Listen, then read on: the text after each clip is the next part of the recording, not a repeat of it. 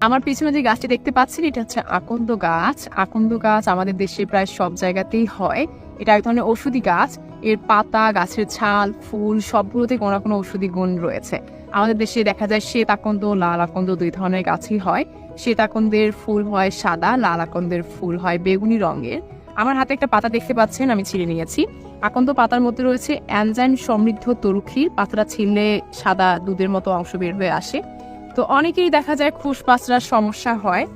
এই আটা যে পরিমাণ নেবেন তার ৪ গুণ সরিষার তেল নিয়ে গরম করে কাঁচা হলুদের রস মিক্স করে লাগালে আল্লাহর মধ্যে ভালো হয়ে যায়।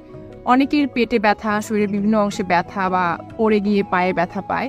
তো সেই ব্যথার অংশগুলোতে এই পাতা নিয়ে পাতার সোজা দিকে সরিষার তেল বা অন্য কোনো ব্যথানাশক তেল লাগিয়ে একটু গরম করে নিয়ে সেক দিলে আল্লাহর রহমতে ব্যথা কমে যায়।